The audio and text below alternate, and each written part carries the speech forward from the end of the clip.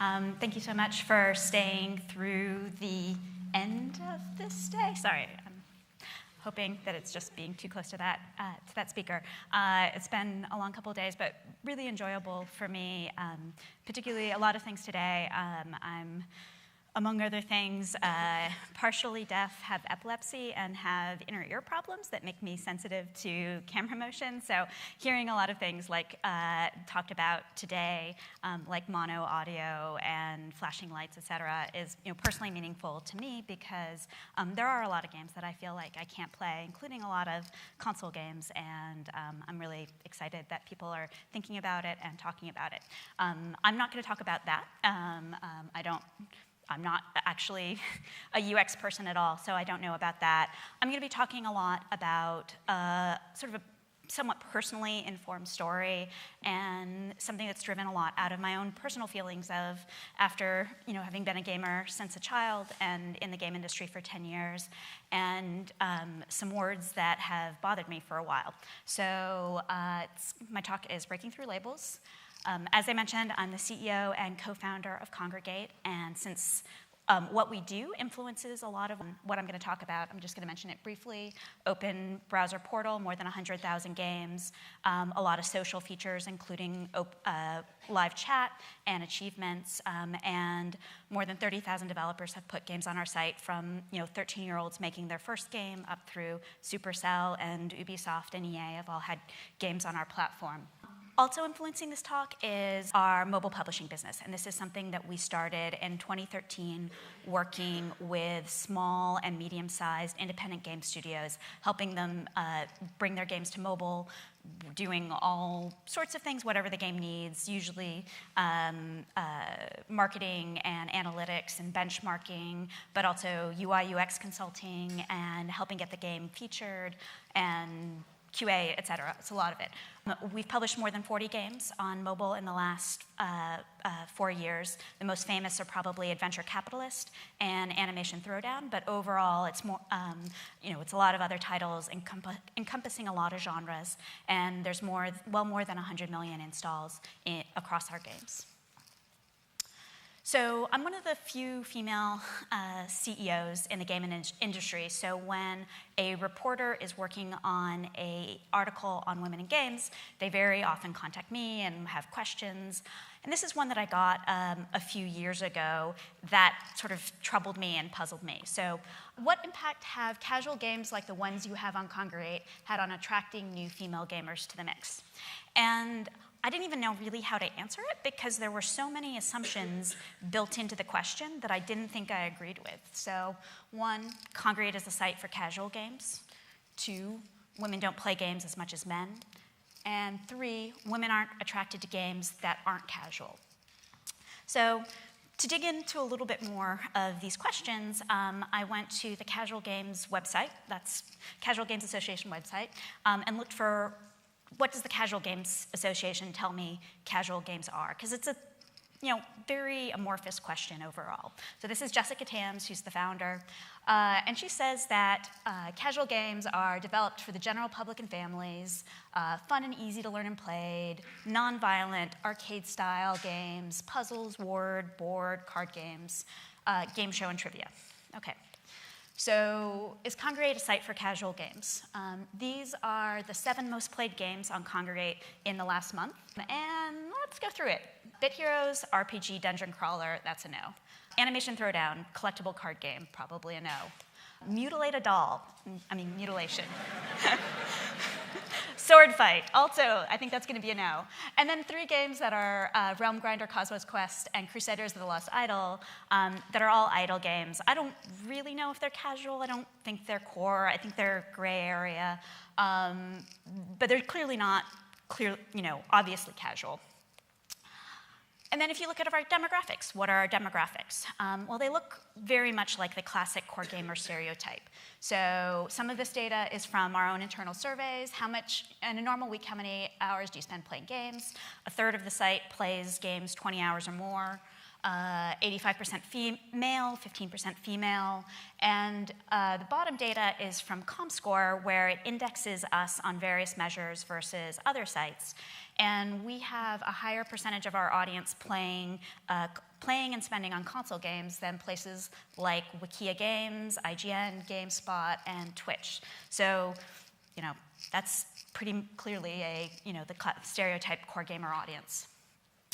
And yet, and this is one of the reasons why I really hate the core casual terms, if you look at our site, top 10 most played games on the site, number 8 is this game, Learn to Fly 2, which is a really cute pick up and play penguin launch game that really anybody could like. And this is on a site that's, the audience is dominated by a core gamer audience. So it's all very muddy. But even more than it being muddy, what I really don't like about the terms core and casual is that as soon as you describe something as core, you're automatically saying everything else is peripheral. And that devalues the experiences of a lot of other people, particularly females and older adults. Another problem is, so you look at the definition of casual, and one of the things it calls out is not regular or permanent, a person who does something irregularly. So my friend Lyda is a classic stereotype casual gamer. She basically only plays solitaire on her iPhone, and she and I were talking about games because I'm in games, and she mentioned that she had been looking at her solitaire stats and was shocked at how much she was playing, especially because she doesn't really think of herself as a gamer, but she was playing a lot. So I asked her to screenshot her stats, and she sent them to me. And because I'm friends with geeks, and she's a chemistry PhD, she sent me a very elaborate analysis of her stats and breakdown of what she liked.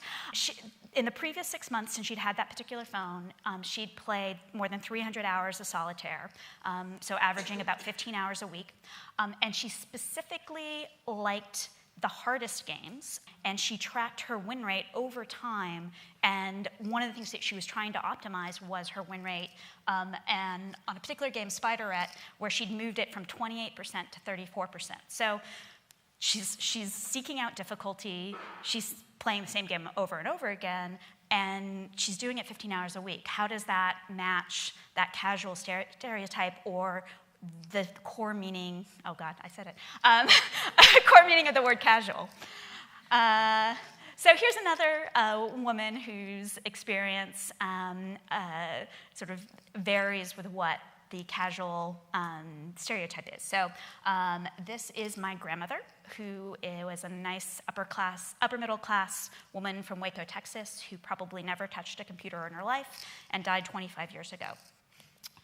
She loved bridge and mahjong and was in clubs to play them, played them multiple hours a week. She was very competitive about it and very skilled at it, so much so that my family's first signal that she was going senile was my mom saw her misplay a bridge trick.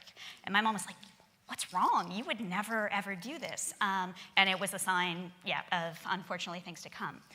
And, in the casual stereotyping, bridge and mahjong are casual games. But if you think about the gameplay, that doesn't make sense at all. It's co-op, high-skill, PvP, multiplayer. How does that fit in with a casual stereotype? So, and I don't think that the core pleasures that my grandmother took in playing bridge is really different from somebody playing League of Legends today. It's achievement, it's skill, it's social connection, and competitive drive. All of those things were there, and I think it's fundamentally the same. Games are one of the longest lasting and most universal aspects of culture. Every ancient culture had some examples of games created, board games, etc., mostly played by elites, and the earliest examples go back 5,000 years. Games spread from culture to culture as fast or faster than other types of knowledge. For example, playing cards were invented in China in the 9th century, got to Egypt by around 1100, where they took on the 4-suit 52-card form that we know, got to Europe around 1300, where they were just sort of an elite entertainment, but then got more and more popular after the printing press was invented. In the 19th century, card games and board games became sort of the leisure time activity for those with a leisure class. And as the century progressed, that was more and more people. If you've ever read a Jane Austen novel, they're constantly playing cards. Like every evening, they're like pulling out the card cable, and like so many social things, so many elements are about people playing games in those novels. Because games were spreading from community and community, they were inherently social. You had to play them with other people. It meant that every time a game was introduced, it was, somebody was there to teach you the rules, and it had social endorsement and social pressure. Like, this is an okay thing for me to do. This is something that everybody does.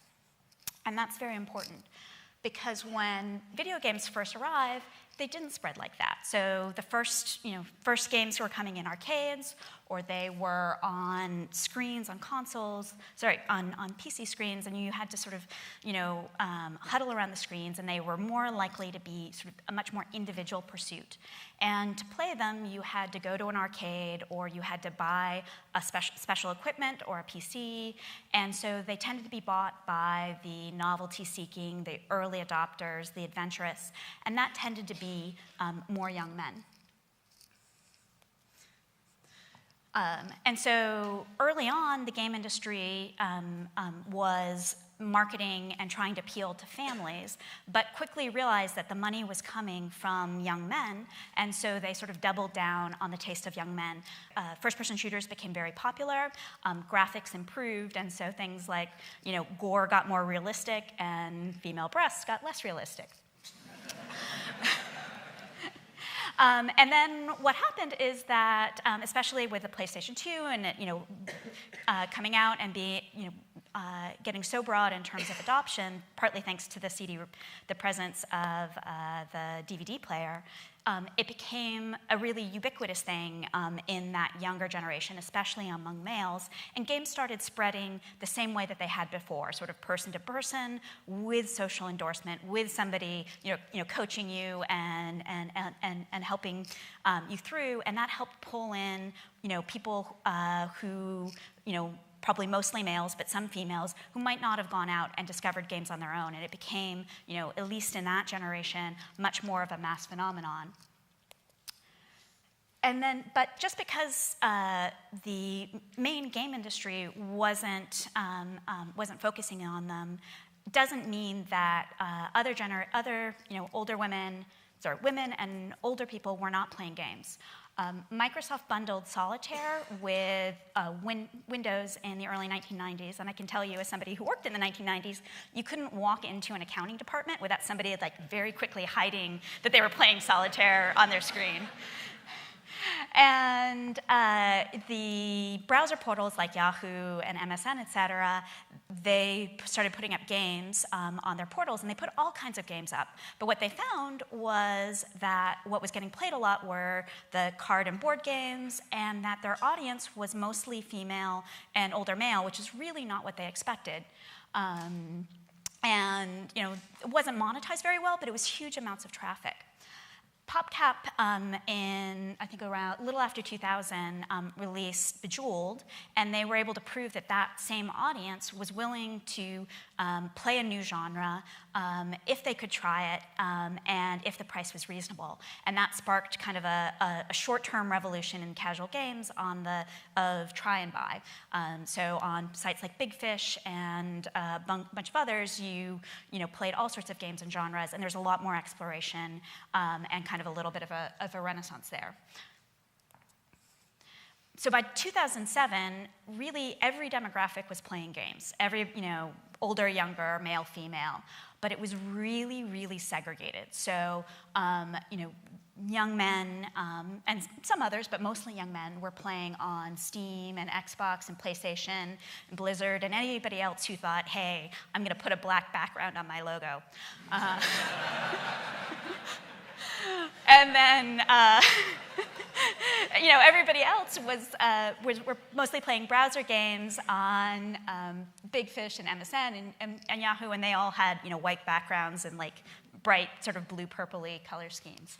But the thing is that even though everybody was playing and everybody was on these big browser sites, it was a relatively silent phenomenon. You were mostly isolated and individual. You weren't talking to your friends and family about it. It was just sort of like almost like a secret shame. You didn't identify as gamers. It doesn't mean that there wasn't social activity, especially Pogo is like a fascinating case study if you've ever want to think about communities. But you're mostly talking with strangers, not friends and family. And so it was all this very hidden phenomenon, and nobody on this right side identified as a gamer. Social games, when they came out, kind of starting late, sometime in 2007, really upended that paradigm because you didn't go search out games. They were coming to you in something that you were doing every day. And it also, they were coming with both social endorsement, because they were coming from a friend, and social pressure, like, my crops are going to die if you don't help me. So it sort of changed the dynamics of how games were being played. It made something that had been hidden really visible, and it made it possible for something to be a totally mass market phenomenon again. Another thing that was very important along this time was the rise of free-to-play. There's a lot of people, a lot of gamers, and particularly a lot of casual gamers like Lyda. I still fall into these traps. A lot of people like Lyda who want to play the same game over and over again. And the industry had historically struggled with people who want to keep playing the same game because, at best you get that money once. And so you'd rather focus on people who are going to buy multiple games. With free-to-play, that totally changes. You really want the person who wants to play your game forever, because as long as they keep investing and they keep playing, you can keep releasing content and have something to sell. And so, finally, the business model and the customer play pattern are matched, and revenue is suddenly uncapped, and people are making way more money than they used to. Mobile has taken this even farther, and there are a lot of interesting dynamics about mobile. So social gamers and console gamers are suddenly playing on the same devices, selecting games from the same app stores, and the creation of sort of unified charts and unified app stores sort of eliminates a lot of the barriers around self-sorting and expectations that we've had previously. It's also the most ubiquitous probably platform we've ever had, and it's also so well designed for sort of quick downtime, so that everybody, your random spare time, it's ideal for that. And this unified app store, unified charts, has led to a lot of interesting dynamics. So, example of that is Hearthstone and Kim Kardashian Hollywood came out within about 6 weeks of each other in 2014, and received a very similar amount of press. Hearthstone, great game from Blizzard. It's always would have gotten a very large amount of press and attention. Kim Kardashian, if that game had reached that same level of success just on Big Fish, just on Yahoo, I don't think there would have been anybody talking about it in the industry. It would have been this sort of silent, hidden thing, and that matters. It also goes the other direction in terms of consumers. Because everything's together, people are stumbling onto games in genres that might never have been targeted to them, or they might never have thought, this is a game for me. My friend Megan is a great example of this. So she was playing Candy Crush on her phone, and played various other card and other familiar games. And she got bored and decided to play Clash of Clans because it was next on the list. That's on the top grossing list. So she was like, oh, okay, it's next. It's the next best one. I think she'd also seen a commercial, but it was pretty random how she stumbled into it. 6 months later, she was an elder of a competitive clan, and I caught her sneaking away to the bathroom in a restaurant because there was a clan war going on and she needed to get a raid in. And she had never thought, like, I want to be in a guild, but once, I want to play a strategy game. But she loved it once she stumbled into it, and I think that's wonderful. So in some ways, we're starting, I think on mobile particularly, we're starting to transcend a lot of these labels we've used in the past, core and casual, but I still really want to talk about it because I think that we still use them a lot, and they interfere with our ability to make good decisions about what games that we make, how we market them, and our business models. We've been throwing, various Band-Aids at the problem. People talk about mid-core a lot, but mid-core, when you get down to defining it, is usually just a core game with better tutorial on an accessible platform. That's a little bit better, that broadens it, but I think it's underappreciating the universality in the pleasure of games. So how would I define it? If I'm creating this world space about how we talk about players and how they fit, because you always want to categorize things. So I would probably start with one category, which is novelty seekers. These are people who are always looking for new twists in genre, theme, gameplay. And I think it's also important to talk about business model, because you always want to have the business model aligned with the player interests and the player needs, or else you get a different kind of mismatch. For these, I think shorter games, upfront purchase is the right mix, and the novelty seekers these days are mostly served by indie games on Steam and console, and I think served pretty well. A really important category is what I'd call one-game hobbyists. So these are people who will dedicate themselves for years to one game as long as the content keeps expanding and the game keeps evolving. Somebody yesterday was talking about playing Ultima Online for 12 years. Bless you, that's a great example.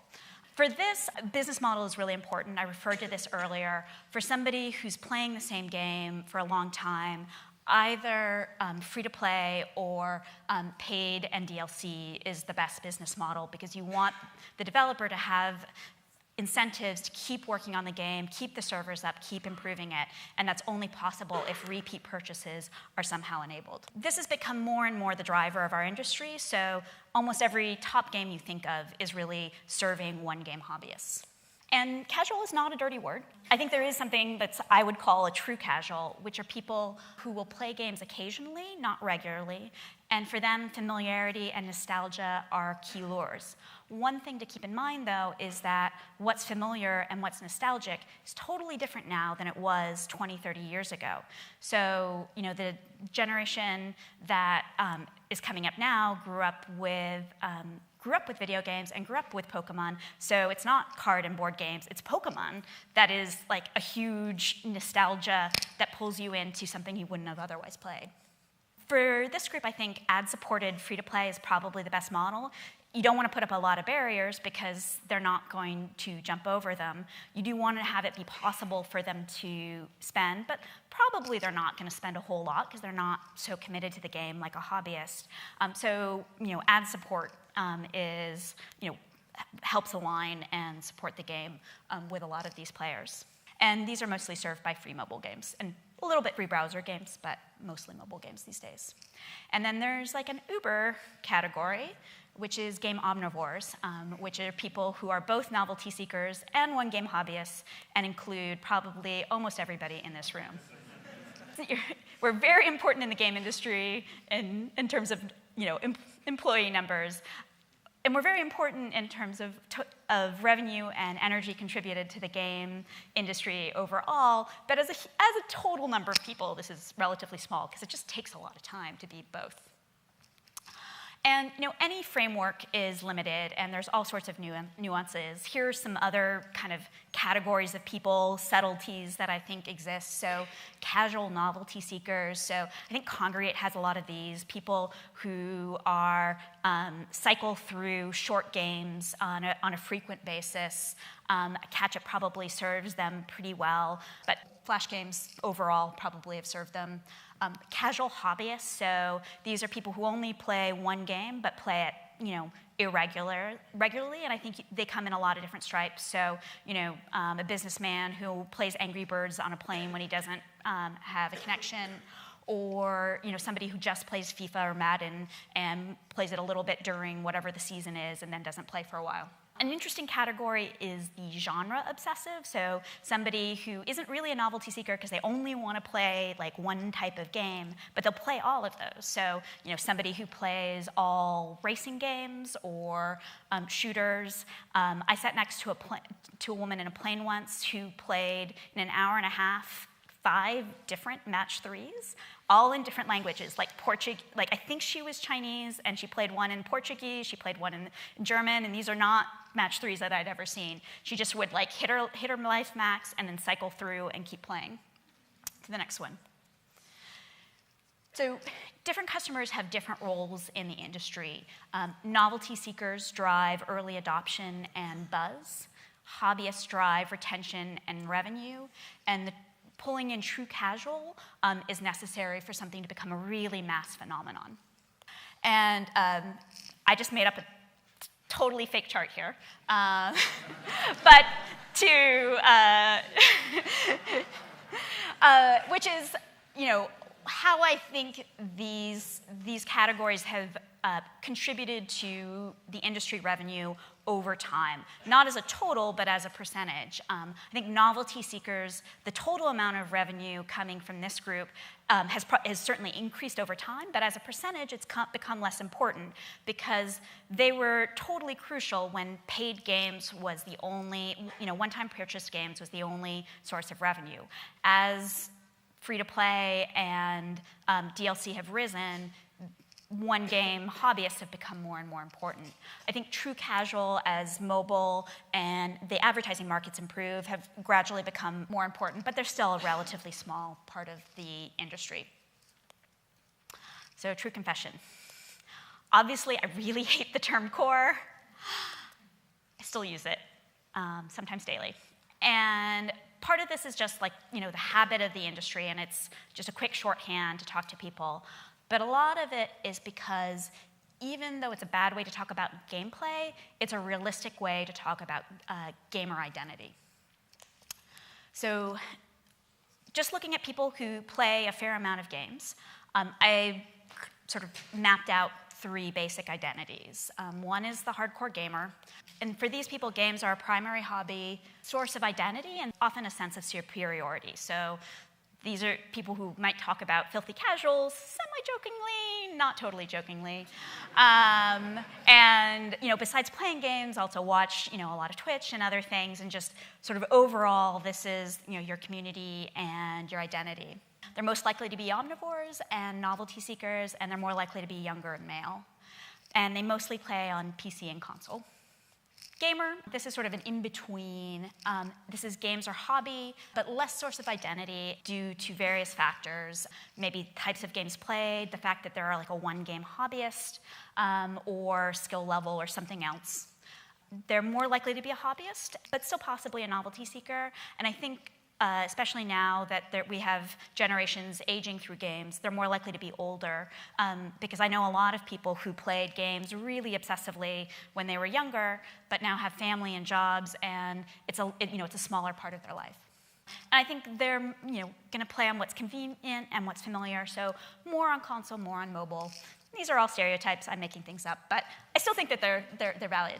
And then there's an important category of I play games, but I'm not a gamer. And they may play a lot, but they don't connect to gamer stereotypes and have no idea that Twitch and esports exist, and just feel pretty separated from that culture. More likely to be a hobbyist, possibly a true casual, more likely to be older or female, and they mostly play on mobile and browser. Identity is really powerful, and none of us are immune to it. Whether it's the hardcore gamer talking about a filthy casual, or I play games or non-gamer, like snorting at nerds in a basement. We all use identity to help ourselves connect to other people, to connect to tribes, and often feel a sense that I'm a little bit better than someone. And those are all things that are very addictive and powerful. Celia mentioned that I gave a shorter version of this talk a couple years ago, and after I gave it, a young woman came up to me to talk about it, and she was very upset at a lot of things that I said, and was very upset that I was talking about other experiences being just as valid and as important as her hardcore identity. And that was a really difficult conversation because I don't think she's less. I think she's amazing. I just think that other things are amazing too, and that it's equal. But I was really pushing buttons and shaking her, and I'm probably doing that to somebody in this room too. Sorry. And identity creation is self-reinforcing. So you kind of start with a self-identity, and your own self-identity feeds into cultural expectations, and cultural expectations feed into the choices that we make as game developers, and then the choices that we make about which platform we're going to put something on, which reinforces self-sorting, and then people get into those games, and there's individual game culture, which helps shape self-identity, and then you go in a circle, in a circle, in a circle. So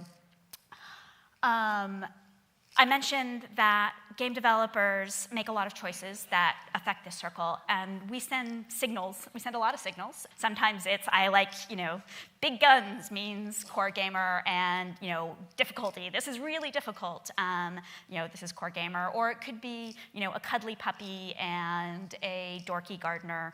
All of these are signals that say, this is for you, this is not for you.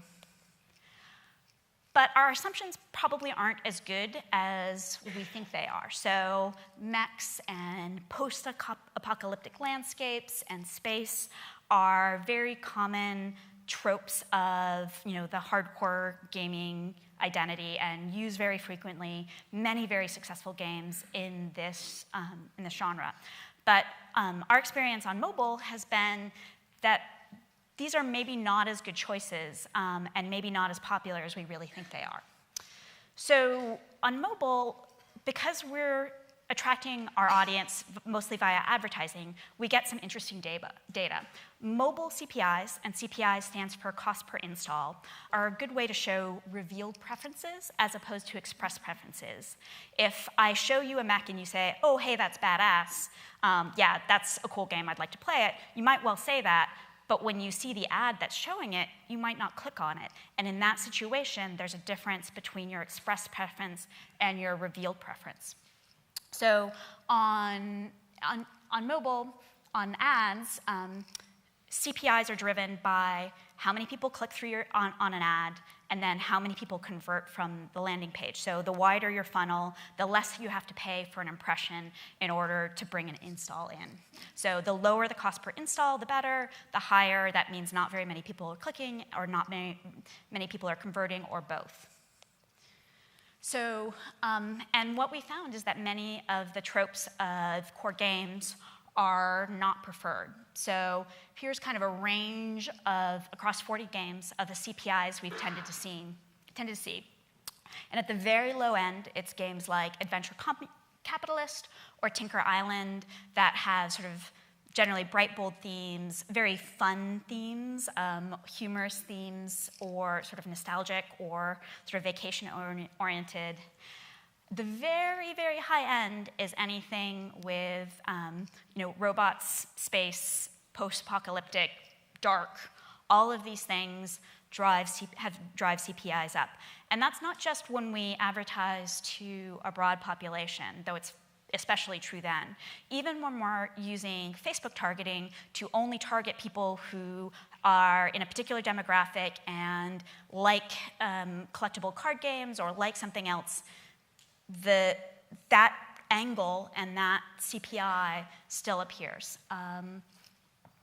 Fantasy, interestingly, but it's not all core tropes. Fantasy and fantasy themes in general tend to have lower CPIs. I have a sort of general theory that people, games for most people are escapes, and themes on games should be places that you want to be, places that you'd like to go on vacation. Fantasy is often very beautiful. Post-apocalyptic landscapes often are not, and so that affects their overall attractiveness and CPIs. But it's not just core tropes that can cause problems. Strong signals in any direction can increase CPIs. So if something is too casual, CPIs go up. So Pocket Plants is a game that we signed thinking it would have a relatively broad appeal, bright colors, low CPI. It's actually just as high as fantasy games, maybe higher. And we think that it's because it just signaled too hard, this is casual, this is maybe kid stuff, and it wasn't appealing to as many people. So we had an interesting kind of experiment, unintentional test. We released 2 games in 2016, both from 2 different ex-Lionhead studios, that both got Editor's Choice Hero featuring. One was Battle Hand from Another Place Productions, which is kind of a turn-based, deconstructed CCG, would probably be the way to describe it. And then the other from 22 Cans, led by Peter Molyneux, is the game The Trail, which is kind of a walking simulator and a trading game. It's a little hard to explain. So you'd think, they both have really beautiful graphics, really, I think, appealing graphics. They got the same, full endorsement from Apple and the same features. So you'd think they'd get relatively similar numbers of installs. Nope. Trail got 3 times the installs that Battle Hand did.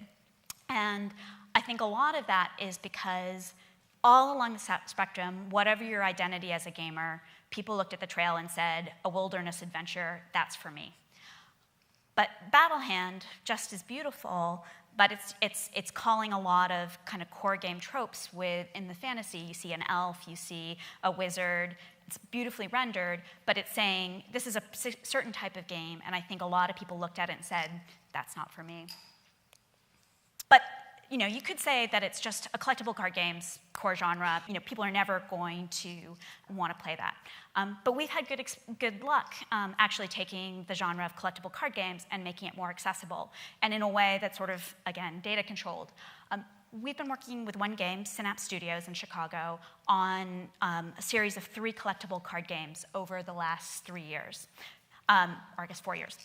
Started in 2013. The first game we ever launched on mobile was Tyrant Unleashed, which was a collectible card game in a post-apocalyptic setting with lots of mechs and decay and volcanoes and sort of all of that. And the game did really well. It's got great retention and monetization, high LTVs, but we struggled marketing it because the CPIs were really high. This was our first this is hard moment, and CPIs tended to be around $7. So working with Synapse, we talked about, okay, how can we make this game more marketable, more accessible? So they did a reskin and reworked the game somewhat, but the core engine was similar in 2015 and released Spellstone, which takes a lot of very charming kind of 80s-inspired cartoon art in a fantasy setting. And we had 2 goals: improve the CPIs and improve the retention, and make especially the D1 retention. And we were able to do both. So that was good. We were happy about that. But around the same time, we started talking with Fox about potentially making a card game with them, with their big IPs: animation, Family Guy, Bob's Burgers, Futurama, American Dad, a lot of really popular things. And for this, we were like, okay, we can make a card game accessible, and this is really important.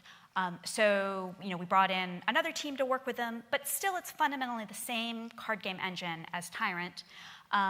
But we spent a lot of time bringing in these characters, bringing in the narrative, and it's been a really great success. The retention on the game is higher than either Tyrant or Spellstone, and the CPIs are much, much lower, down into the casual level, $2 at significant sale.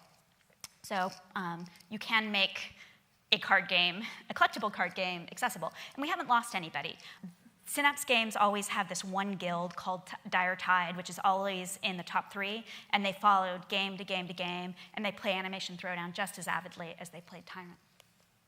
A more famous example on a very similar pattern of taking a game that has what you would think would be maybe inaccessible gameplay is Niantic taking their location-based AR game, Ingress, and turning it into Pokemon Go. It's fundamentally the same game, bringing in Pokemon, lovely, nostalgic, charming lore, and it takes a really unfamiliar gameplay and made it broadly, not just broadly accessible, but a mass phenomenon across the world that's still in, years later, or I guess a year later, I'm losing track of time, being played avidly. I think Nintendo overall, when we talk about in Kongregate, we like to make our games as broadly accessible as possible. Nintendo is kind of an icon for us. At the speakers dinner on Tuesday night, someone was talking about how in Japan that the gameplay patterns are a little bit different, that they're more family-oriented, everybody playing around a screen, versus a more individual experience that we generally have in the West. And that makes sense to me, especially in the way Nintendo has behaved. And they've been, kind of console generation and game after game really committed to having their games be sort of accessible and popular. And I don't know anybody who would call themselves a hardcore gamer who isn't also a hardcore Nintendo, fanboy or fangirl. But, almost everybody, especially who grew up with Nintendo, is like, yes, I want to play Mario Party. I want to do this, and feels really accessible. So we look at them as an inspiration. But you don't have to make a game for everybody, and I don't think that's right. My mother uses a phrase a lot in Spanish that's por los gustos se hicieron los colores, which means for the tastes, they made the colors. And there are 100,000 tastes in the world, and there should be 100,000 tastes in games in the world. And it is absolutely, fine and great to make mech games or super casual games or God, I hate it. I still use it. Or, whatever theme that you can think of, that's totally fine. We should make all those games. What we should do, though, is be thoughtful about it and not be trapped by the expectations and the stereotypes we've always had. Gameplay and business choices should consider player play types, so the novelty seekers, the one-game hobbyists, what kind of game, what kind of audience are you attracting, what kind of business model makes sense. Theme and style choices shape your audience more than genre. I fundamentally think that any genre can appeal to any audience if you theme it right. And don't assume because something is a common trope or stereotype that it's right. I think that is the main thing that I want you to take away from this talk. And, finally, I'd love to have all of you help me stop saying core and casual. I'd love to have you guys stop using it as much as you can. The great news is that we have an industry that's truly a mass industry. Everybody plays video games. Almost everybody plays video games, just the way almost everybody watches TV or goes to films, goes to the movies, or listens to music. But you never talk about a core moviegoer or a core music listener. There are genres, and genres have demographic tilts, and there's casual and enthusiast fans within any of those genres, but no one of those has sort of this sense of truth that they are the one true music or the one true movie genre. Studio execs may, chase young males in the summer with action movies, but they know that they're not going to be successful unless females and older males are going to go to them too. So I think we should stop bucketing our industry into just two categories and frankly condescending to one of those categories, because games are more than that, gamers are more than that, and the game industry can be too. So, thank you.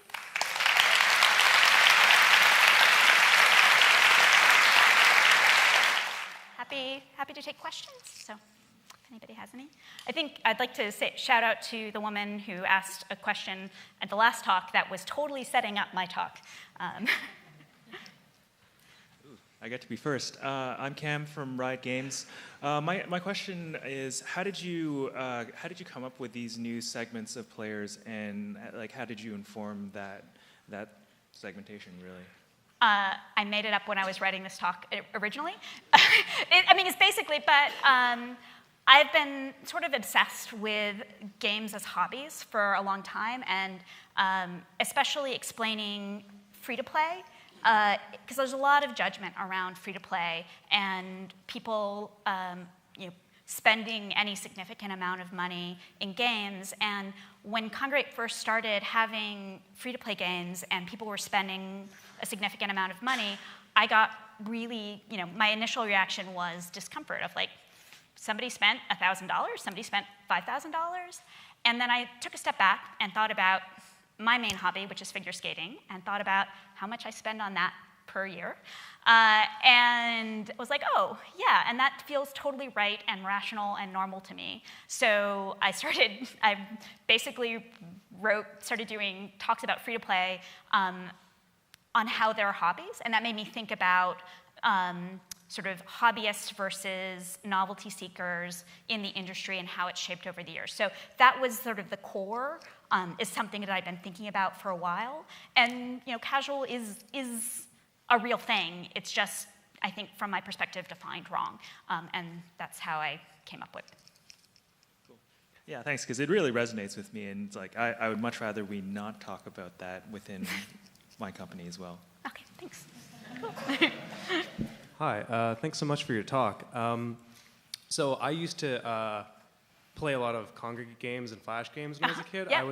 I think I was an omnivore because I did play lots of console games, but I also really loved Flash games. I played the Penguin game, so much fun, very cute. Yeah. And I was wondering about, you talked a lot about sort of older people or people in their 20s playing games, but what about younger people? I know I was quite young playing Flash games. I have a sister who's about 8 who's playing a lot of mobile games. Do you know any particular, how do they interact with games, and is it different from the way that older people interact with these games? I don't think it's different. There was a story that I meant to tell earlier that I forgot to tell, which is, going to arcades with my brother when we were young, and he would go and play all the games, and I parked myself on Miss Pac-Man and would just play Miss Pac-Man endlessly, to the point where when I was 8, I actually set the high score on the Miss Pac-Man in our arcade. And this is an arcade that's right outside the University of Texas main entrance, so it was not a trivial thing. But I'd been playing so long, I really needed to use the restroom. And the moment of my great victory, I accidentally peed my pants. So it's this this tremendous memory of both total exaltation and total shame, all mixed into one. But I was a hobbyist. I was just, I would latch on to a single game and I would just play it for months. So Ms. Pac-Man in arcades, Lode Runner, I played so much Lode Runner. And my brother was omnivore / novelty seeker, I think more true novelty seeker. And so he always wanted the newest game. And, I don't think he ever set a high score in that arcade because he was playing all the different ones. But I also always felt he was more the real gamer because he was the one who was reading the magazines and knew what was coming out and telling me what I should play. But this part of this talk is me saying, no, actually, how I play games is okay. And it was there really, and our habits were really there from the start. I also think it shows up in other media consumption. I'm much more likely to reread books and rewatch TV shows and rewatch movies than my brother. I can't really explain it, but it's true. Thank you. I do think that overall novelty seeking is a younger person's behavior, though, just because you have more time. as you have more stuff going on in your life, it becomes harder and harder to sort of, even if you are a novelty seeker, to express that. Yeah, thank you very much. Hi, thank you for your presentation. I actually have a question that I'm actually a lead UX designer from Hobbyists Games in Vancouver. It's a mobile games company. So basically, I'm just a developer, right? So I want to ask some tips. I know it's a big question or big scope. So I like to ask one or two tips from your point of view, like as a platform, after seeing publishing, like so many games being published on your platform. What is, how to think about improving the quality for the games we are developing? Because I'm sure it's also related to your interests, because CPI can be a really good indicator to measure the platform quality. But after that, players download the game, they probably still want to maintain the quality to make sure they're not being lied or something. So I'd like to hear some opinion from you. So I think art and theme is not the core thing and not the most important thing for making a game great. Systems and UX and metagame are what make games great. A game can be so ugly and be still absolutely amazing. You should see what Adventure Capitalist looked like when it was first uploaded to Kongregate. I mean, it's the most hideous thing you've ever seen. But I couldn't stop playing it, and I would look up through the office and see it on absolutely everybody's screen. And I was like, this is a great opportunity. This is a game where they found the core of fun, and that's to me the hardest thing to do. And then let's now go work on the UI and the theme and the art, and let's make this something that everybody can play and everybody can figure out. This is not to say that art and theme and UI aren't important. They're hugely important. They're massively important, but they are, to me, step two. And you can have great systems and have great systems, terrible art, and have a fun, great game. But you can't have great art and no systems and have it be fun. So, when I see a studio that is tons of artists and no designers, that makes me nervous. I guess that would be my advice. I see. So sorry, just back to your answer. So I guess in order to create a cohesive experience for players, maybe when we actually try to sell the games on the platform, I guess from your point, maybe we can concentrate on the fun, the gameplay, the system, rather than if they have a good art or not. Yeah, and one of the things I'm proud about on Kongregate is how many ugly games are really successful. Yeah. I think some of that I think is are the Kongregate's heritage in Flash games, because there's a lot of ugly Flash games. But I think that something about the systems, and it's all sort of user-generated, what sort of bubbles up to the top, helps the focus be on the systems.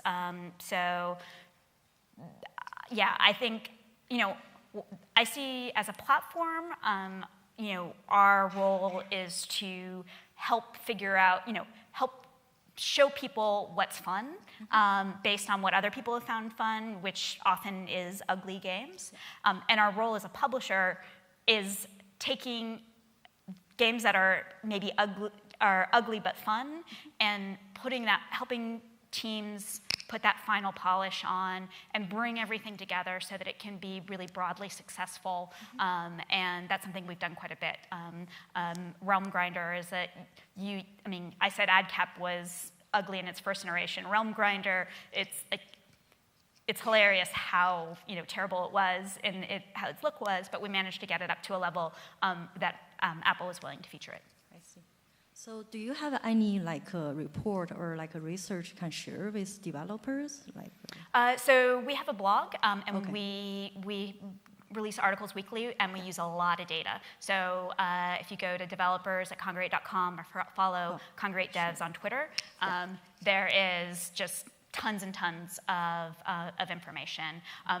Overall, as a platform, our mission is to help independent developers succeed, and we think one important part of that is sharing what we've learned, and including sharing much more data than I think is typical.